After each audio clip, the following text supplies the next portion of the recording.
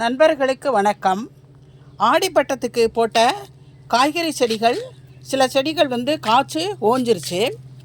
குறிப்பாக பார்த்தோன்னாக்கா தக்காளி செடிகள்லாம் ஓஞ்சு போய் காய ஆரம்பிச்சிருச்சு. அந்த தொட்டிகளில் இருந்த செடிகளையெல்லாம் நாம் இப்போ எடுத்து இங்கே ஒரு ஓரத்தில் போட்டு வச்சுருக்கோம். இதையெல்லாம் நாம் காய வச்சு கொளுத்தி விட்டு தோட்டத்துக்கு தேவையான சாம்பலை எடுத்துக்கலாம். அந்த தொட்டிகளையும் க்ரோ பேக்குகளையும் நாம் தைப்பட்டத்துக்கு செடிகளை நடுறதுக்கு அந்த தேவைக்கு நாம் உபயோகப்படுத்திக்கலாம். அந்த மாதிரி காலியான க்ரோ பேக்குகளில் மண்ணை நல்லா கிளறி விட்டுட்டு ஒரு 10-15 நாளைக்கு அப்படியே காய வச்சுருக்கோம். அப்போ மண் ரெஸ்ட் எடுக்குது. மண் நல்லா ரெஸ்ட் எடுத்தால் தான் மறுபடியும் நாம் அதில் செடிங்களை நட முடியும். இந்த மாதிரி காலியான தொட்டிகளை நாம் மண்ணை கீழே கொட்டிட்டு அதை நல்லா வெயிலில் காய வச்சு மறுபடியும் கொஞ்சம் உரம் சேர்த்து உயிரி உரங்களையும் சேர்த்து செடி வைக்கிறது தான் வழக்கம். எல்லா தொட்டிகளில் இருக்கிற மண்ணையும் எடுத்துட்டு அதுக்கு தேவையான உரங்கள் எல்லாம் சேர்த்து போடுறது அப்படின்னா அது ரொம்ப சிரமமான வேலையாயிடும் ஒரே சமயத்தில். அதுக்கு பதிலாக நாம் என்ன செய்யலான்னா, இந்த மாதிரி காலியான தொட்டிங்களில் மண்ணை கிளறி விட்டுட்டு நாம் செடிகளை வைக்கலாம். எவ்வளவு ஆழத்துக்கு மண்ணை கிளறணும் அப்படின்னா, ஒரு அரை அடி ஆழத்துக்கு இதை கிளறி விட்டால் போதும். அதுக்கு அடியில் பழைய மண் அப்படியே இருக்கும். இந்த செடிகள் மோஸ்ட்லி நாம் வைக்கிற செடிகள் எல்லாம் அரை அடி ஆழம் வரைக்கும் தான் வேர் விடும். அதனால் இந்த அரை அடி ஆழத்துக்கு நாம் மண்ணை நல்லா இப்படி குழி மாதிரி பறிச்சுக்கலாம். அதிலே ஆல்ரெடி தைப்பட்டத்துக்கு 2 தக்காளி கன்று நட்டிருக்கேன் பாருங்கள். இந்த தொட்டிலையும் நட்டிருக்கேன். இந்த தொட்டிலையும் நட்டு மூடாக்கு போட்டு வச்சுருக்கேன். இப்போ இந்த தொட்டியில் இன்றைக்கி நாம் கொடி காய்கறிகளை நட போகிறோம். அதுக்கு என்ன மாதிரி இந்த தொட்டி மண்ணை கீழே கொட்டாமே தயார் பண்ணுறது அப்படிங்கிறத தான் இப்போ நாம் பார்க்க போகிறோம். இந்த தக்காளி செடி அப்படியே இருக்கட்டும். இதில் ஒரே ஒரு சொரக்காய் கொடி தான் நட போகிறேன் இந்த தொட்டியில். அதனால் இந்த தக்காளி செடியும் இங்கே இருக்கிறதுனால ஒன்றும் பாதகமாக இருக்காது. தக்காளி செடி அப்படியே இருக்கட்டும். இப்போ பாருங்கள், இது மாதிரி குழி உண்டாக்கி விட்டுட்டோம். இந்த தொட்டிலையும் அதே மாதிரி மண்ணை நல்லா குழி பறிச்சுக்கலாம். இதெல்லாம் அன்னன்னைக்கு தண்ணி தெளித்து வச்சுருப்பேன். அந்த தொட்டியில் செடி இருக்கிறதுனால தண்ணி தெளிச்சிருக்கேன். இந்த தொட்டியில் இந்த தக்காளி செடி தானாக முளைச்சது. இதில் 2 காய் இருக்குது. இப்போ நம்ம கண்ணை வச்சுட்டு தண்ணி ஊற்றினோன்னா அந்த தண்ணி இதுக்கு போய் சேர்ந்துடும். இந்த மாதிரி நடுவில் நல்லா குழி பறிச்சுக்கலாம். இதுக்குள்ளே நாம் இப்போ உரத்தை போட்டு கன்று வைக்க போகிறோம். உரம் எப்படி தயார் பண்ணுறது அப்படிங்கிறத பார்க்கலாம். இங்கே பார்த்தீங்கன்னா இந்த முறத்தில் ஃபுல்லாக கிச்சன் வேஸ்ட் கம்போஸ்ட்டு எடுத்து வச்சுருக்கேன். பக்கத்துலேயே இங்கே பாருங்கள் நட வேண்டிய செடிகளோட கன்றுகள். இதில் சொரக்காய் செடி 2, அப்புறம் கத்தரிக்காய் செடி. இது பாருங்கள், இது கத்தரிக்காய் செடி. இது நெய் மிளகாய் செடிகள் இருக்குது. இங்கே மணத்தக்காளி கீரை செடி, பசலைக்கீரை செடி, இந்த மாதிரி நிறையா விதைகள் போட்டிருக்கோம். இந்த எல்லாம் இனிமேல் தான் தொட்டிகள் காலியாக நடணும். பேட்சாக தான் விதைகள் போட்டுக்கிட்டு இருக்கேன். இப்போ இந்த 2 சொரக்காய் கண்ணையும் தான் நாம் அந்த பெரிய தொட்டியில் நட போகிறோம். அதுக்கு ஆல்ரெடி கொஞ்சம் உரம் போட்டிருக்கேன் நான், கிச்சன் கம்போஸ்ட்டு. இப்போ இதை கொஞ்சம் செறிவூட்டுறோம் உயிரி உரங்களை கொடுத்து. என்னென்ன உயிரி உரங்கள் அப்படின்னா, என்கிட்ட மீதி இருக்கிற உயிரி உரங்களை போட்டுக்குவோம். இந்த பாருங்கள், அசோஸ்பைரிலம். ஏன்னா இது ஆடிப்பட்டத்துக்கு ஓப்பன் பண்ணது. இன்னமும் வச்சுருந்தோம் அப்படின்னு சொன்னாக்க அதெல்லாம் கொஞ்சம் நல்லா இருக்காது. அதனால் இந்த அசோஸ்பைரிலம் போட்டுக்கிட்டோம். இது பாருங்கள், பாஸ்போபாக்டீரியா. இதெல்லாம் கவர்மெண்ட் கிட்டிலேருந்து வாங்கினது தான். இந்த பாஸ்போபாக்டீரியாவையும் போட்டுக்கலாம். உரத்தில் போடுறதோட கூட நாம் மற்ற செடிங்களுக்கும் இதெல்லாம் கலவையாக கலந்து நாம் செடிகளுக்கு போட்டு விடலாம். இது ட்ரைகோடர்மா விரிடி பாருங்கள், பெரிய பாக்கெட்டு. இதை நான் போட்டுட்டு உங்களுக்கு காட்டுறேன். உள்ளே இருந்து எடுக்கிறது கொஞ்சம் சிரமம். பாருங்கள், ட்ரைகோடர்மா விரிடியை போட்டுட்டேன். இந்த கருப்பாக இருக்கிற அசோஸ்பைரிலம் மண்ணை என்ரிச் பண்ணோம். மண்ணில் நுண்ணுயிரிகள் வளர்ச்சிக்கு இது ரொம்ப உதவியாக இருக்கும். அந்த நுண்ணுயிரிகள் செடிகளோட வேரை சுற்றி உட்காந்து சத்துக்களை செடிகள் கிரகிக்கிறதுக்கு உதவியாக இருக்கும்.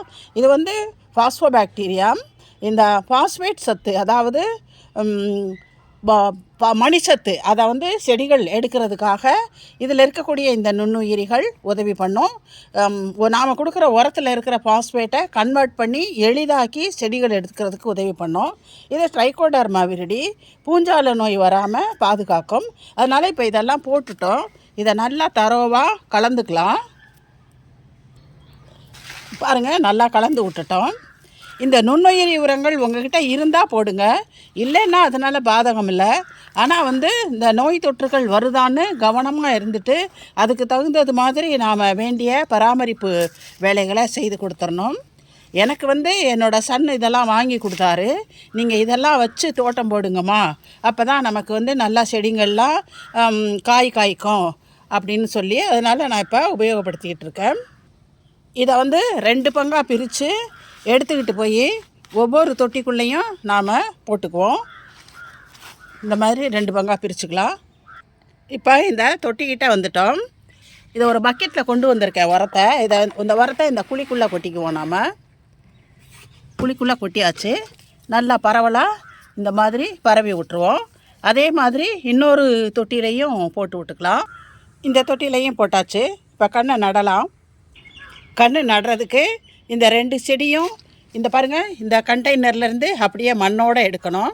நான் எடுத்துகிட்டு காட்டுறேன். இப்போ செடியை எடுத்தாச்சு. எப்படி எடுக்கணுன்னா, இந்த பாருங்கள், தொட்டியோட அடியில் வந்து ஒரு ஓட்டை இருக்குது. இந்த பாருங்கள் தெரியுது. அந்த ஓட்டையில் அடியில் நம்ம விரலை வச்சுக்கணும். அடியில் விரலை வச்சு தூக்கணுன்னா நம்ம கையை வச்சு அப்படியே 2 விரலை உள்ளே வச்சு அப்படியே எடுக்கணும். கத்தியெல்லாம் வச்சோம் அப்படின்னா இது ரொம்ப சின்னதாக இருக்கிறதுனால வேர் அருந்தரலாம். அப்படியே எடுத்துட்டேன் பாருங்கள். அந்த பாக்ஸு எப்படி இருக்கோ அதே சைஸ்லே நான் இந்த கையில் எப்படி பின்னாடி எப்படி விரலை வச்சு எடுத்திருக்கேன்னு பாருங்கள். இப்படி எடுத்து இந்த வேரெல்லாம் அருந்து போகாமல் அப்படியே இந்த முறத்தில் வச்சுக்குவோம். இதை 2ஆக பிரித்து நம்ம ஒவ்வொரு தொட்டிலையும் நடலாம்.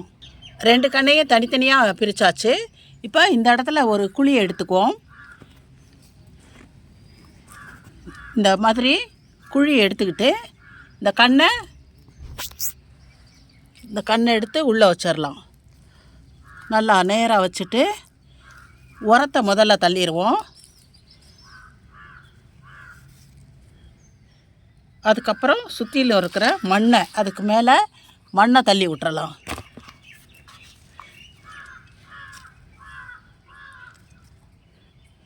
இதே மாதிரி இன்னொரு செடியும் நாம் வந்து நட்டுக்கலாம். இப்போ நாம் கொடுத்துருக்க உரமே இந்த செடி வந்து பூ பூக்கிற வரைக்கும் இதுக்கு போதும், திட உரம். அதுக்கு இடையில் நாம் வந்துட்டு திரவ உரம் வாரம் மற்ற செடிங்களுக்கு கொடுக்குற மாதிரியே இதுக்கும் கொடுத்துர்லாம். இப்போ இந்த 2ஆவது தொட்டிக்கு வந்துட்டோம். இங்கேயும் இந்த கண்ணை நட்டுக்கலாம். நம்ம மண்ணை தோண்டி விட்டுட்டு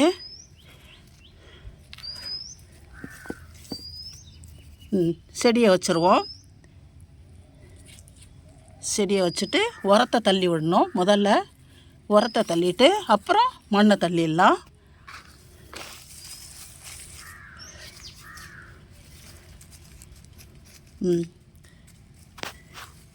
வச்சுட்டோம். இப்போ இதுக்கு தண்ணி ஊற்றிக்கலாம்.